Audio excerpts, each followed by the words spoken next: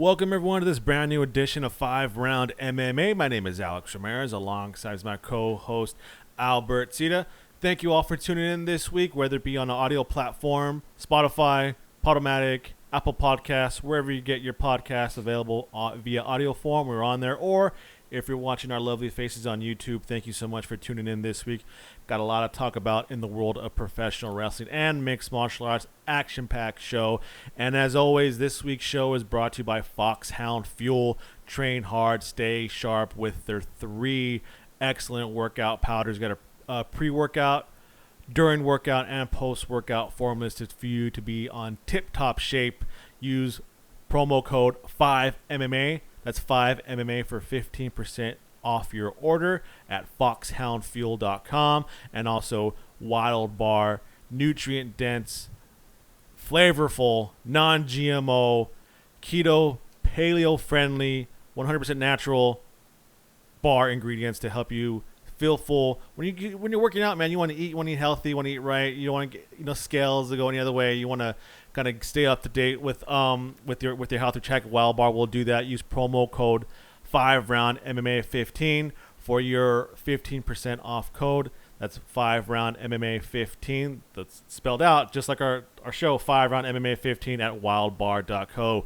We'll give you more information as the show goes on. But before we start with the rounds, Albert, how you doing, man?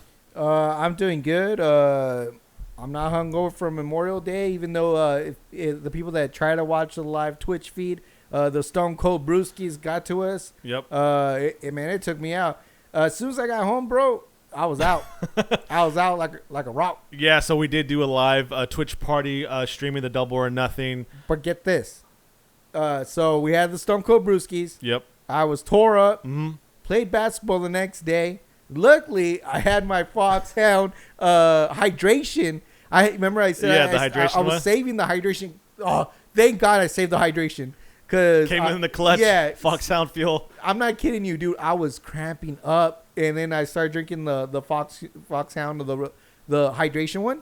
Bro, it got me through the game. It got me to finish it. And that's all that matters.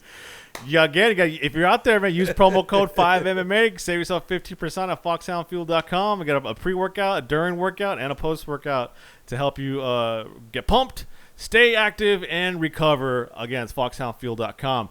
Yeah, so we did do a live stream party on Sunday with Dos Leprechauns podcast. Leprechaun Jason, Leprechaun Nate. We did have some internet issues, so for those who did turn in, thanks. It was 100% Dos Leprechauns' fault and not 5RoundMMA. Yep, so Jason already apologized numerous times during the live, but we're going to do another one. With the way cleaner feed. With the way cleaner feed, so... and if you saw me opening up the figures, I mean, I don't know if the camera gets it, but if not, we'll show some pictures. It's growing.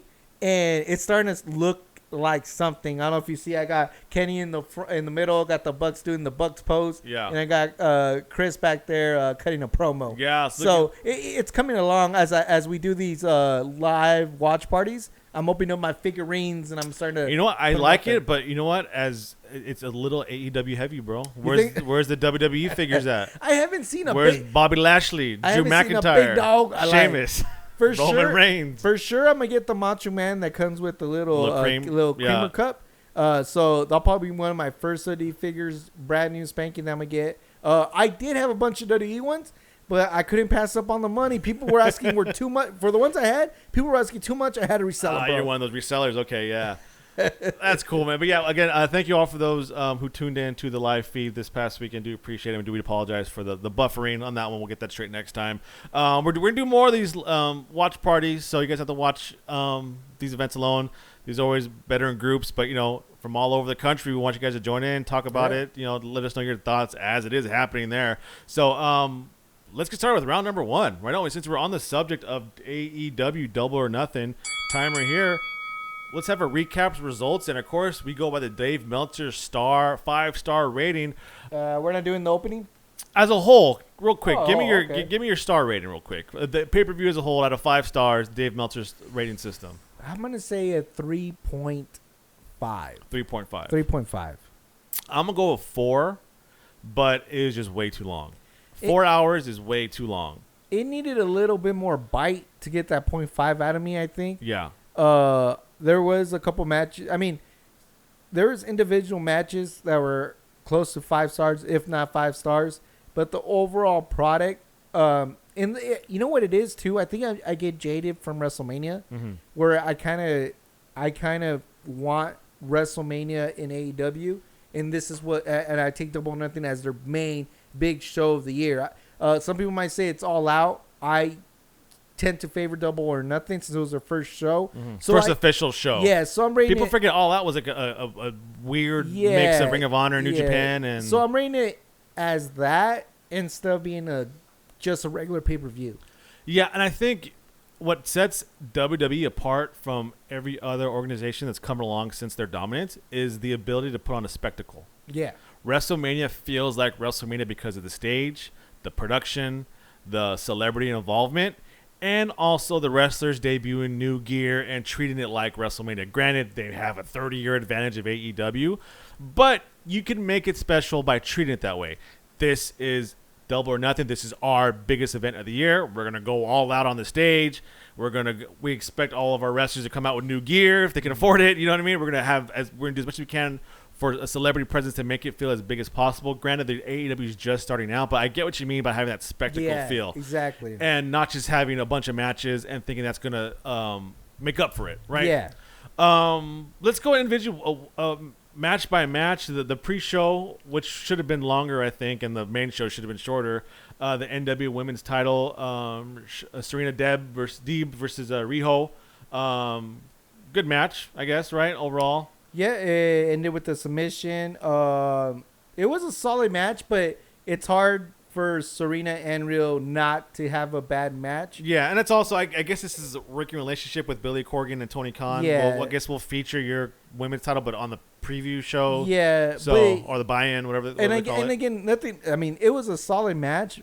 Nothing against them. It's just that I still have fresh on my head. I have Sasha Banks and Bianca Belair. Like, it's fresh in my head, that match.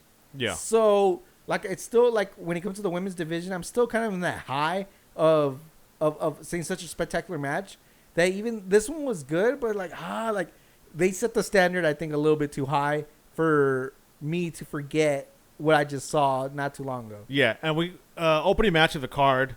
If you guys watch the live feed, this was your match of the night for a very long time, right? Yeah.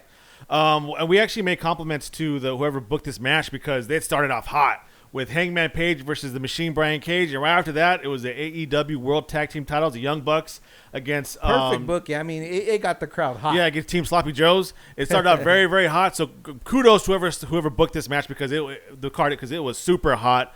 Because by the time both those matches were done, I think the crowd was a little exhausted. We were a little exhausted too, weren't we? Yeah. Real thoughts for the Cowboy and Hangman. I'm thinking of Hangman versus Brian Cage. The right guy went over. Yeah, it was a good match. It was what I like about this match wasn't just that it was a good wrestling match. There was a story in there that I was legit interested, and it gave me a payoff at the end to set up the whole angle that Brian Cage has now left Team Taz. He doesn't want the FTW belt, and it looks like we're gonna get a new angle and a new FTW champion. So whenever they can package it all within the match, I like it. Yeah, you always get to see when especially when pay-per-views are supposed to be a payoff. You want to know where each wrestler is going to go next. And credit to AEW, they're giving a direction for both those guys. So obviously they see something in Brian Cage, and they see something obviously in Hangman is going to be probably the next big star of the company. So I like it. Good match. I think a rating. Give me a star rating on that match. Oh, dude, that's easily like a 4.5. 4.5. 4.5 easily all day. 3.5. AEW World Tag Team matches: the Young Bucks versus Team Sloppy Joes. Young Bucks still doing what they're doing. They're kind of trolling gimmick, right? We're gonna go way long on this one. Yeah, because we're barely on the second match. Your thoughts on this match? Real quick, we talked about the spectacle to start this round off. This is what I mean. The Young Bucks have been killing it with their wardrobe and shoes and stuff like that leading up to this match. So I thought they were really going to wow us with their outfit. I was not wowed with the outfit. It seemed something that I think in Dynamite would have looked cool, but for such a big pay-per-view. I was expecting a little bit more jazz. Well, especially since they're selling their shoes and the Dior, like exactly. Maybe I was expecting too much. I don't know. The point is the spectacular entrances weren't there for me. But the match itself, I mean, the Young Bucks. It's hard to not have a good match. I give it a solid 4. I think Team Sloppy Joe held back that 0.5. They didn't do anything that I can remember. Now that the event's over, I can't really recall any big things that they did. They were just. To me, again, for me, you see one Young Bucks match, you see them all.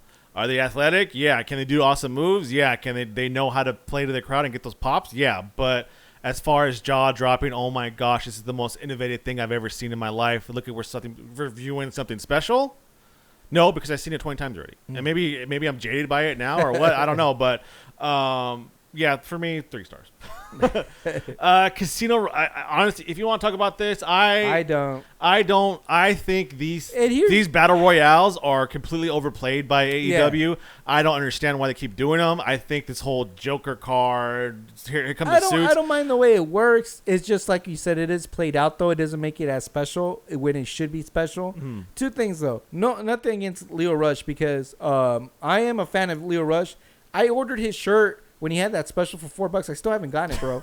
I still haven't gotten the shirt. But that's another thing. That's between me and Leo Rush, bro. He hasn't sent me his Handle that off camera, bro. Yeah. Anyways, I am a big fan, but I think I'm buying too much into the hype that leads to the disappointment. See, there's nothing against Christian Cage, nothing against Leo Rush. Ethan Page. I just think Brian Cage. I'm building into the hype so much. Mark Henry. That I'm expecting a lot out. The Big Show. And then when it's not what I expect, it's kind of a disappointment. But with that said, the second thing I just wanted to point out before we move along is they have the Matt Hardy Christian Cage. I know they're trying to save it, trying to make that special moment, but you have to give a little, no? I don't honestly. What can they do that we haven't done? They've wrestled each other for years already. Give us it's just like when Edge came back in the Royal Rumble and faced off against Randy Orton. Like we never seen that before. Who gives a crap, bro? It's like 20 years ago. Uh-huh. People give crap for like when Hogan and Warrior, faced off in WCW or when Piper and Hogan came back.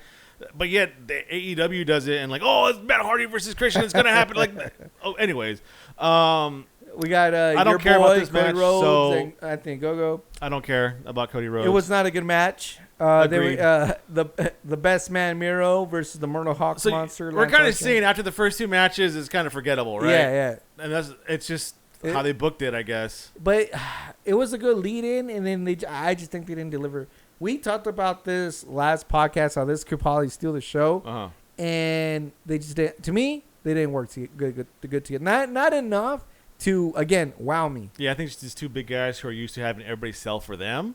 And when it came time to sell for each other, I think they just didn't really mesh that much. I think they almost would have benefited if they would have saw Bobby Lashley versus Drew McIntyre at WrestleMania. Oh. Just to kind of get a feel for how to kind of, when you book 2 monsters like that, there has to be, you got to tell a story, right? So there's to be 2 people, you got to give, you got to sell each other. It's a little bit kind of off. They seem like they both weren't comfortable selling a lot. So, AEW's world title match, Britt Baker, DMD, the right woman won. Yeah, 100%. I think this is the kickoff to the dominant reign of Britt Baker to come. Talk about how great Sting looked against Darby Allin and Sting win against Ethan Page and Scorpio Sky. Just like John Bone Jones, I hate to admit, when John Jones has a great performance, I hate to admit it, Sting had for a guy his age had a wonderful performance. He did a lot more than I thought he was going to do. He took a lot more than I thought he was going to take. Mm-hmm. And at the end of the day, he looked really good, and it pains me to say that. And overall, the match was actually pretty good. Yeah, and especially now he's been more open with his run in WWE and how he wasn't really getting an opportunity. Good for him. I wasn't a big Sting fan either, but good for him. Good to see him still active, especially after Seth Rollins almost decapitated with the buckle bomb of a few years ago. Mm-hmm. So, and again, go back to the booking. I mean, I think it kind of helped that they did the Sting match before we got to the AEW Championship match, Because it kind of gave you, it started building energy back up, didn't it? It did. It started giving you the that second win. And honestly, I give a big credit to Darby Allin because out of the 4 people in that match, Darby took some bumps. He's a star. Yeah. Unfortunately, I don't know why you break up SCU and try to highlight Scorpio Sky just to team him again with Ethan Page.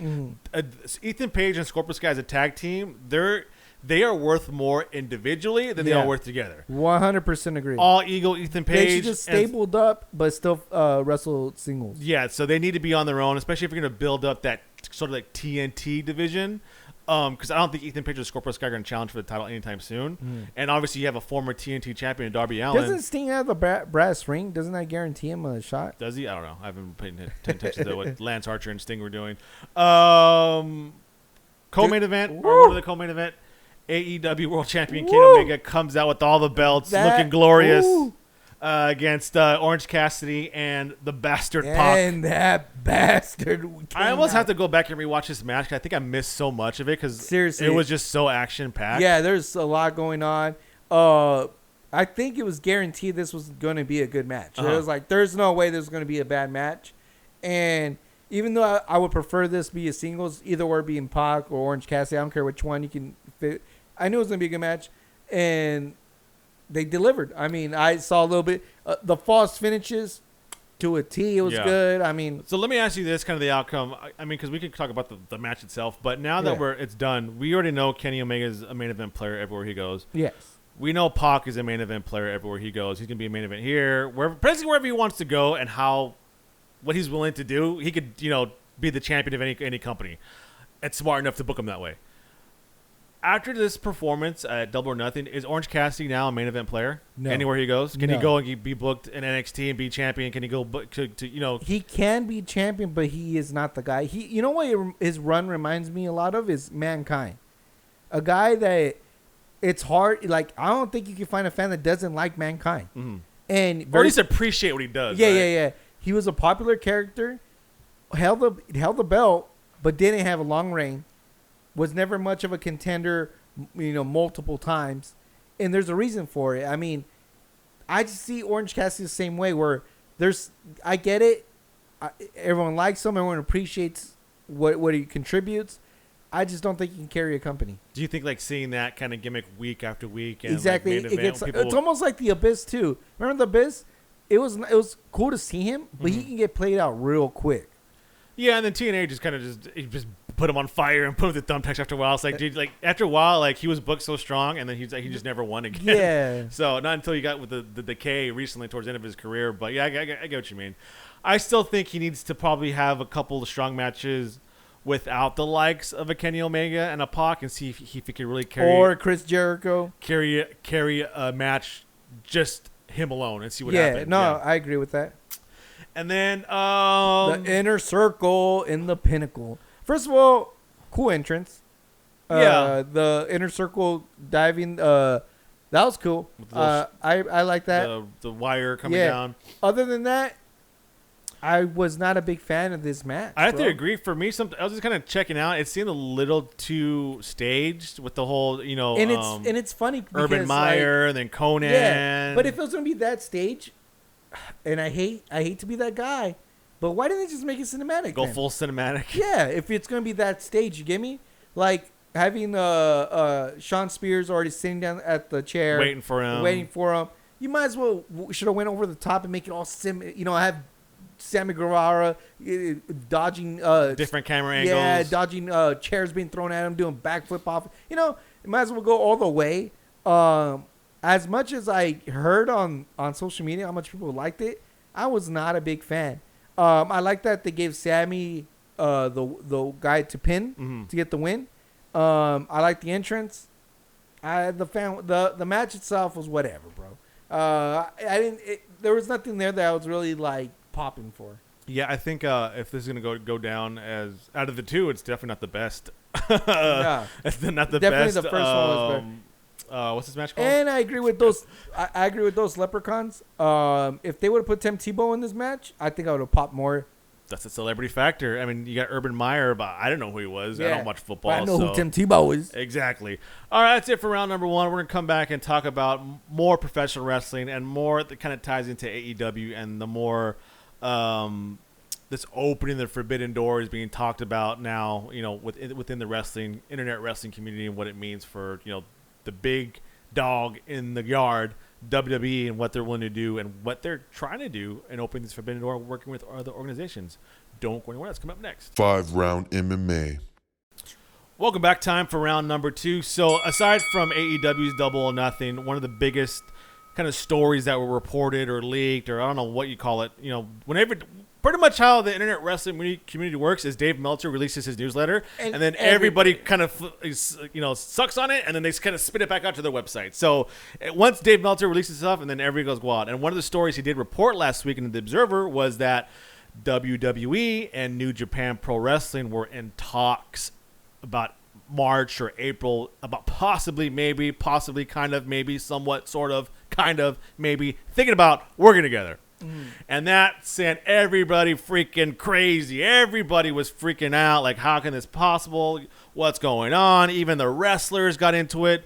The good bad guy, Tama Tonga, was like, I got against Ace and John Cena. I got Ace. Let's do it. The Bloodline versus the Bullet Club. He was all into it, and then Drew McIntyre was all into it. He did a secret message where he put, on Monday, Kofi will accept Doom at my hands, and if you take the first letter of each sentence, it spells out Okada. I don't know what to think of it. We were freaking out. We're like, what does this mean? Because was New Japan playing AEW all along? And then all of a sudden, Saturday or Friday, I think it was Friday, the pre-show, or the Dynamite, Tony Khan says, I heard I guess, is he in character? Was he in character? It's his character, it's his gimmick. His gimmick, he said, I heard reports that, Dave Meltzer is saying that WWE and New Japan are working together. And well, guess what? WWE, New Japan, and I are working together. I got the USA champion and Jon Moxley. I got Kenta coming over here. I got all these guys coming over here. What have you guys done? You guys just talked about working together? And then it also came out, too, that Tony Khan said, I ran that promo by New Japan, and they said good.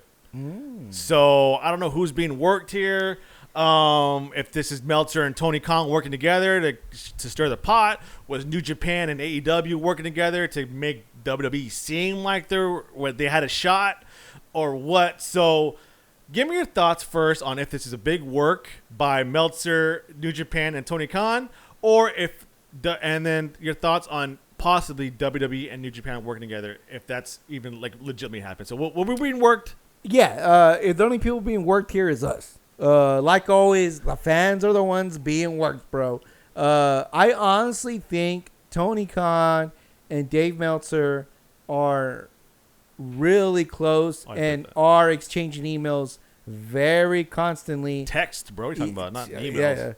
But I do think that they're in constant communication, and I think this was something they pre-planned, and we're going to put the seeds in very early, and they know that WWE never confirms the dirt sheets. And if you know anything, Drew McIntyre is good friends with New Day, who's good friends with Kenny Omega. You know what I'm saying? You see what I'm trying to get at? They all run in the same circles. Uh-huh. You know what I'm saying? And so I think we're being worked. I don't think WWE is going to get something done with New Japan. Where they've been talking, you think? I think. Well, I mean, Dave Meltzer didn't even define what talking is. Yeah, that's what I was going to say. If talking meant that some executive jabron, because there's so many jabrons up there, made contact with an executive from New Japan, I think that's correct. Uh-huh. I think it's correct to say someone in the back asked Triple H what he thinks about it, and he said, hey, I'm willing to talk to New Japan. Something I think there is some solid to all this, but not as big as we think. I think it's just very, very in the beginning stages. Is it like, hey, we got some guys at NXT we need to go over like exactly. that? It's not going to be the big dog and McIntyre going on to take on. Or maybe a potential NXT versus New Japan. Something like that. I don't want to see Johnny Gargano versus Jay White. I want to see Jay White versus Roman Reigns. I want to see. You're going to get whoever the MLW champion is versus what's his name? Who's the champion now? Fall and Prey. Karrion Kross. Karrion Kross versus Okada or something like that. I know. I kind of think that it's just so.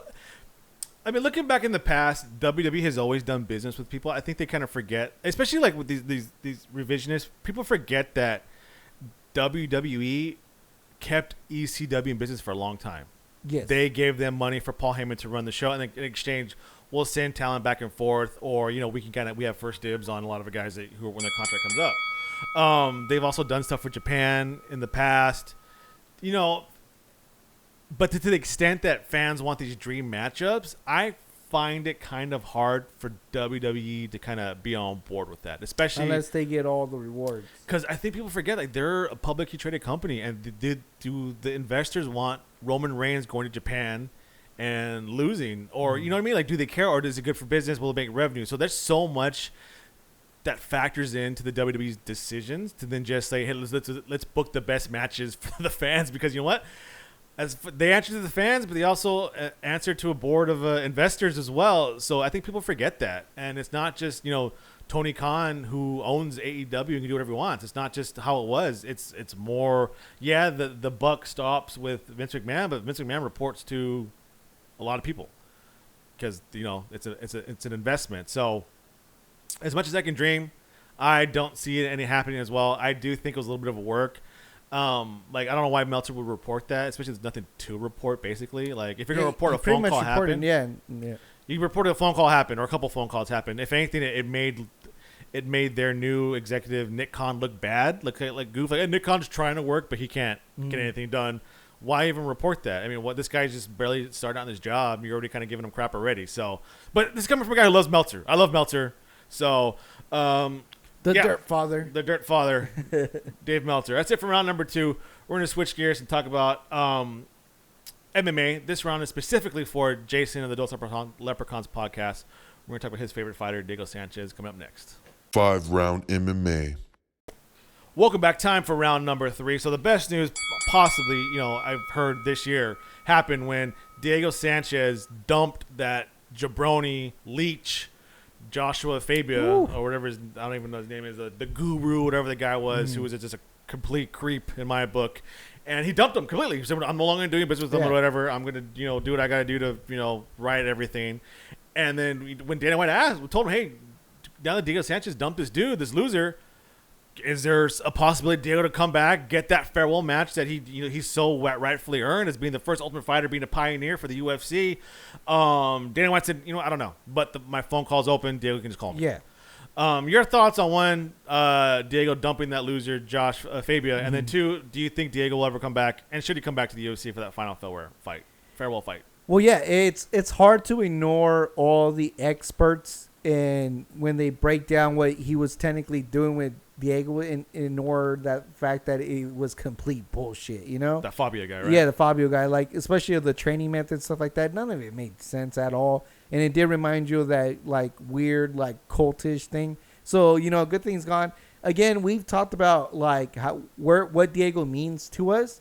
And it's crazy because I honestly, he probably is the most important figure in MMA to me. If it wasn't for him, a close second is Ken Shamrock. I'm not gonna lie to you. Ken Shamrock's up there with Diego Sanchez, but Diego Sanchez being from the same background as me, being raised almost similar as me, I have more. I see myself more in him. It went from a casual interest to an emotional investment. Yeah, right? And I kind of just want to see a good farewell for Diego. Whatever it is, I want it to be the best case scenario. And that's saying that if he wants to if he can get that last fight, I'm all for it. Even if it means him having a devastating loss, whatever the best scenario is what I want for Diego. He deserves it. The guy's a legend. Like I said, if it wasn't for him, I don't even think there'd be a FiveRoundMMA, nor would I be as involved in the UFC. I think I would just be some casual fan that when Conor McGregor fights, that's probably when I'll watch it. Yeah, and honestly, I'm not too sure I want to see him fight again just because you see the kind of decline he's going in health-wise, and you have no idea what's going on with the CTE stuff because he's taken a lot of damage throughout his career. What I do want to see, though, is maybe he comes out at the next press conference, him and Dana White shake hands. He has the opportunity to thank all the fans, to thank everybody in the UFC and say, you know what, I might not get the farewell fight, but this is my farewell goodbye to you guys. Not on some podcast. actually out there in a press conference, or even out there in the octagon. Just put him before the intermission or something like that, or even before the main event. Diego, this is what I've done. Thank you so much. And you know what? Right after the sunset, go teach yoga or something like that. But as far as him fighting at a high level, I just hope like bare knuckle doesn't call him, or thankfully Bellator said they'll pass. Yeah, and I think he can just say, you know what? Let me just say goodbye. Thank you all for your support. I'm gonna go do what I gotta do, and just you want to see Diego Sanchez come out to New Mexico. Just like the Undertaker ending his career in WWE, I think Diego Sanchez is the same way. Some of these guys, I don't want to see them anywhere else. You get me? As much whatever I think about the UFC, he's a UFC guy, and I wish he would leave it all in the UFC. Just like the Undertaker, it doesn't feel right. You know, seeing Undertaker, I think the best example is Ric Flair. When we saw Ric Flair not leave after that last match and take his talent to Impact, it didn't feel the same. It felt wrong, and it feels the same thing with Diego. I don't care if there's other matchups for him in bare knuckle or even in World Series of Fighting or whatever it is. I think he's a UFC guy. He should have ended in UFC just like the Undertaker ended in WWE. Yeah, I agree, and hopefully, like I said, we kind of get that closure for him. I think he needs it more mentally than anybody else. And again, I don't see him going anywhere else. I don't think the professional fight league is going to sign him. I don't think Bellator's not going to sign him. I don't think ONE is going to touch him.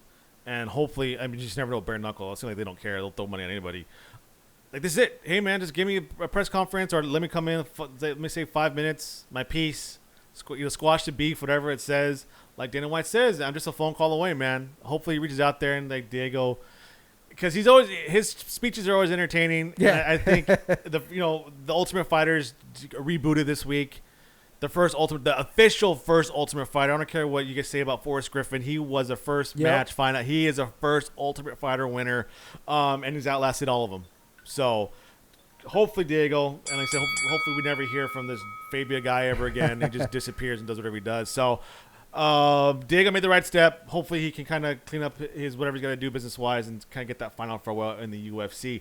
That's it for round number 3. We're going to take a small break and enter the championship rounds with 2 more rounds coming up next. Don't go anywhere. 5-round MMA.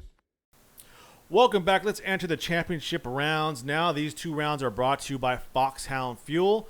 Train hard, stay sharp with their great line of pre-workout, during workout, and post-workout formula powders to help you get the best out of your workout. No artificial colors or sweeteners, anything like that. All natural, clean energy. That's foxhoundfuel.com. When you go there, use promo code FiveMMA. It's FiveMMA for 15% off your order at foxhoundfuel.com. And also, these 2 rounds are brought to you by Wildbar. Nutrient-dense, rich, energy, protein, just good food bars, non-GMO, it's keto and paleo friendly, clean food with ingredients that you could pronounce and read out loud. They have great no refined sugars, non-GMO, it's gluten-free for all your workout needs post-workout.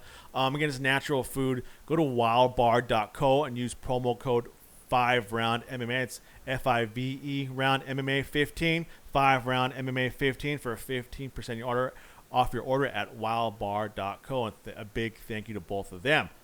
Let's get started with round number 4. So when this fight was announced, timer started, I was completely shocked. I was like, what is this? Bro. I sent it in the group chat. Look at this. What is going on? My blood pressure is rising. Just keep staring. If I keep staring at that picture, I think I'm going to need to go to the hospital after this podcast, bro. You know what? And I think, too, this is like a hardcore fight fan, like wet dream right here. Oh. And I think, you know what? Your first reaction was like, oh, this is going to be an awesome fight. But what did you say about Max? Like, that guy doesn't know how to take it easy. He doesn't. He fights nothing but the top. I dare you to compare someone else's record. I'm talking about their opponent's win-loss record, right? To Max Holloway. This guy, I don't even want. What's worse than Murder's Row? Because this guy has never, ever taken an easy fight. And I'm talking about since he started in the UFC till now. The guy just doesn't like to take a break. He doesn't like to just get a regular win. The guy has to fight the who's who. Like, it's just so ridiculous. the record this guy. I mean, this guy just doesn't take a break, bro. All respect, win, lose, draw. Wow, Max Holloway's the dog. I mean, you talk about he's not the champion anymore. The blessed there. I still think in my eyes, this is a championship bout. I don't care what anyone says. I don't even care. You know what? You got Brian Ortega and Volkanovski on the Ultimate Fighter. Brian Ortega's my boy. Yeah. Right. More than Rodriguez and Holloway. Brian Ortega's my boy. But with that said, if Brian wins, he's not the official champion until he takes out whoever wins out of here, bro. That's a good point. Let's keep it real. Yeah, and I know, like, for Holloway, man, this guy, like you said, you want to go up all his opponents and their win-loss record. It probably stacks up against anybody ever. Like you said, he goes through killer's row all the time. But Yair Rodriguez, man, he's gotten some flack over his past couple of years. Remember, he was suspended because USADA couldn't find him. And I think this is his first fight back in a while. He's had a couple bumps in the road. But even the UFC, like, hey, bro, we see what you've done in the past, and if we're not going to give you an easy fight either. Because I think for Rodriguez, this is a win-win, right? You come back after a layoff, and you lose to Max Holloway. All right, bro, you know what? The number one contender. All right, we'll give it to you. But you come back after a long layoff and, like, some inconsistency, and you beat Max Holloway? Come on. Like you said, give me Volkanovski and Ortega the winner there, right? So this is a legit number one contender fight, I think. Yeah, 100%. And it's free. That was my other shocker. That's literally the next point I was gonna make. I was like, bro, UFC is dumb sometimes. Like when they try to charge me $70 for fights, I'm like, I'm not paying $70 for that. Man, you guys are so dumb. I would have paid $100 to see this. They dumb, dog. They give it to me for free. Yeah. You kidding me? This right here. This is $70 written all over it. This is two of the most not unorthodox, but two of the most creative strikers in the division and in the UFC. We've seen the stuff Yair can do. We've seen how dangerous and lethal Max Holloway can be. And if this is nothing more than just a striker's clinic, and if you love MMA or you just love striking, you got to watch this fight, man. I'm sorry. This is like, dude, I know we're hyping him up here, man, but like, dude, this fight is just like, if you don't see these two guys on a poster, you don't get excited, check your pulse. I don't even think you're an MMA fan if you're not excited for this fight. Imagine if they would have booked the flyweight. Haters get out of here, by the way. The flyweight championship, the Brian Ortega featherweight championship, and in this card on the same pay-per-view, bro, my mind would have been blown, bro. They can't all stack it all at once. But Saturday, July 17th, so that's not too ahead of us. We have a whole month to get through, a bunch of good fights set up. Stay healthy. Stay healthy. Hopefully we get there. But also on this card is the return of Miesha Tate as well. Yep. So this is a pretty big card, and there's still got some more fights they want to announce here. But main event, I'm all for it, man. Go real quick to Yair Rodriguez's record really quick. I was trying to click on him, but it wouldn't let me click on him. What the heck? So we don't know his record, bro. Wow. Well, Max Holloway's number one. Yair Rodriguez, for his inconsistencies, is number 3. Click on his name right there. Up one. There we go. Let's there. See. So good here picture, we go. by the way. Got the picture of end results. Here we go. So he's coming off a win against Jeremy Stevens. Who they ran back because of that weird eye thing. But Yair Rodriguez missed all of 2020. That fight happened in October 2019. Yeah, wow. So obviously he had that amazing knockout against the Korean Zombie. He lost to Frankie Yeager, beat BJ Penn, beat Alex Caceres. So again, he didn't fight in all of 2020. So what like we were talking about, what a return, bro. You want to return and face Max Holloway, bro? Woo! That's just bananas, bro. That fight's just gonna be so good for free. Oh, you want to see a murderer's roll right here, bro? Qatar, Volkanovski, Frankie Edgar. Look at that. Dustin Poirier, Brian Ortega. You want to keep going, bro? Jose Aldo, Anthony Pettis. We're going through it can either be a list of future Hall of Famers. No, these are the guys Max Holloway has fought. Lamas when he was on his run, and then Jeremy Stevens. And then the champion Oliveira, who he has a win over. So I mean, Cub Swanson, bro. Right. Not until you get to the Miller back in 2015, bro. In 2015, he took a little break. That was it. So, I mean, I'm hyped for it. July can't come soon enough. Max Holloway, Yair Rodriguez. Get on it, man.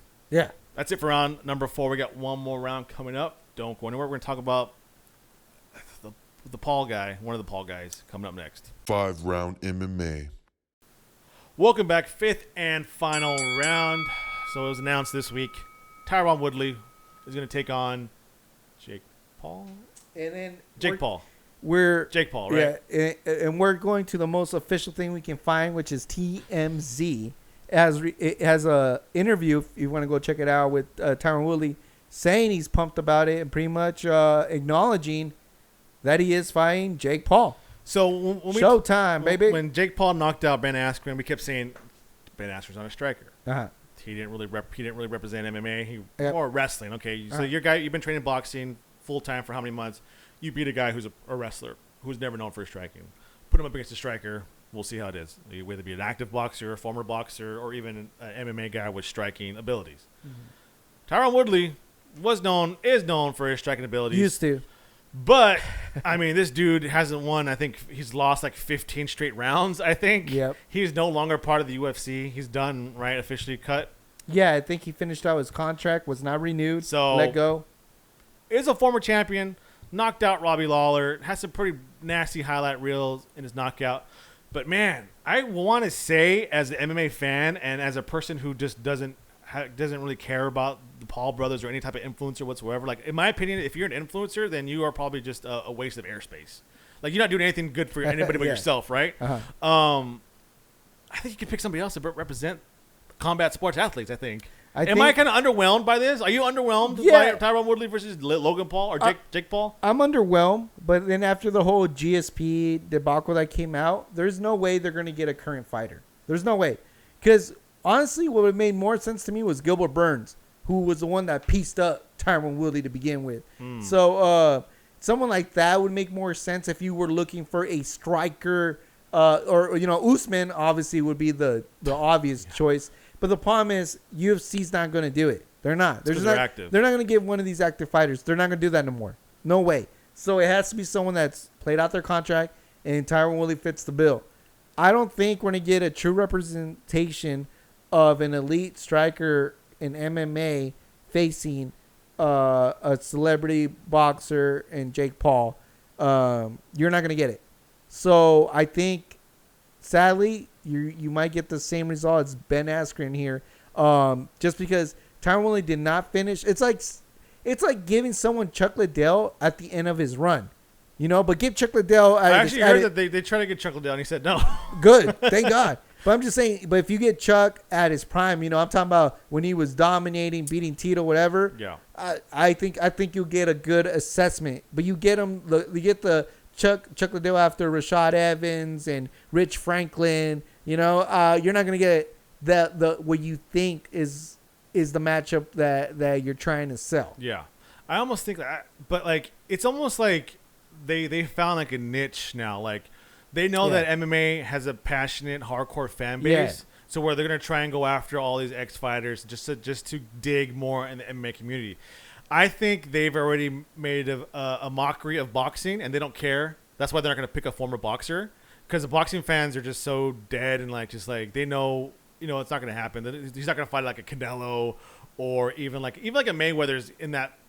I don't think true hardcore boxing fans even claim Mayweather anymore, do they? No. After the McGregor thing. But there's here's the thing. Like, what are the hardcore? It's like the hardcore boxing fans are just so like beaten up and jaded. Either they're ignoring all this, or they just, they're defeated. We're gonna pick on MMA fans now.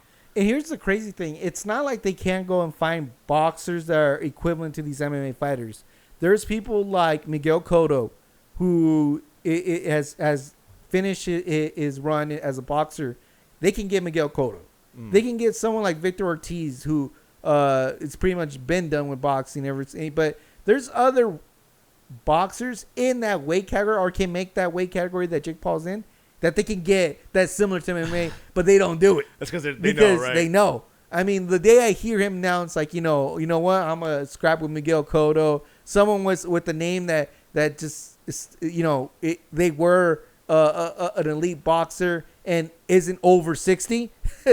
Then I'll take it seriously. Which is almost scary. And that goes to show you, too, that like how much of a skill boxing is, and not just anybody can do it at a high level. Exactly. And then they would rather fight an MMA fighter who's relatively fresh off retirement, basically Tyron Woodley and Ben Askren, than a boxer who is deeper into the retirement, but yet competed at a very high level. So again, I mean, am I going to watch it? No. Will we talk about it? Probably, yeah, because we have to, because it's MMA. That's all right. It'll be all over social media, wherever the result is. Yeah, we'll catch a highlight everywhere, because I think, and Trilla's smart, too. They're not going to, that knockout was everywhere. Yeah. With Ben Askren, so they know, because it's free promotion for them. So we'll see. When's this supposed to happen? In July or August? Let's see if they put a date in August. And I think August 28th. August 28th. Man, that's literally around the block. Yeah, and then when is his brother's fighting this weekend. He's fighting Mayweather this weekend? This weekend, bro. Wow, okay. You want to confirm that? Yeah, I'm pretty sure though. Logan Paul, Floyd Mayweather. Right there. I don't know which one we want to go to. I'll just click on the first one. Kind of feel like Joe Rogan here. Go back real quick. I'm just kidding. June 6th at the Hard Rock Stadium in Miami. Wow, okay. This weekend, bro. June 6th, Mayweather versus Paul. And this is like Showtime a real pay-per-view, I think. Is it exhibition or a real boxing match? It's being categorized under exhibition, so it's going to be, I think, 8 rounds, 3 minutes long, I think. Okay. So it's not going to be a full 12. I forget if Conor was 12 or not. I think it was 10. Okay, so if Floyd loses, then it's nothing against his record, right? Nah, but everyone's going to count it. Okay. Yeah. So I'm just still weird that we're talking about it, but whatever. It's if you're, it's clicks. Yeah, it's clearly the next FiveRoundMMA. We'll talk about it since it's going to be this weekend. We'll have a recap Sunday, about it. Yeah, June 6th. Maybe this one, and then when his brother gets knocked out by Tyron Woodley, we could put these guys to rest, and then talk about important things in the world of combat sports and professional wrestling. And now just imagine he's able to just land one on Floyd, and it's the one you want to land. Wow, man! There's always a puncher's chance.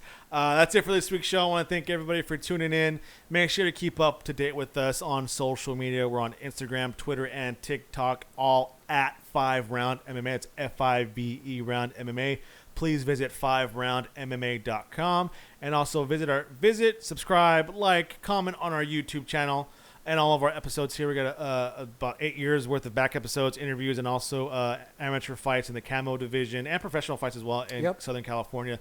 A big thank you to Wildbar. Again, go to wildbar.co, enter promo code FiveRoundMMA15 for 15% off your order, and also FoxhoundFuel.com, enter code the number 5 MMA for 15% off your order. A big thank you to both of them. We got some great interviews lined up with some jiu-jitsu professionals, which is really great. Thank you to Wildbar for setting it up. So keep an eye out for those in the upcoming weeks. Albert, Cito, what do you got? I just want to thank everybody for listening. See you guys next week. Thanks for tuning in.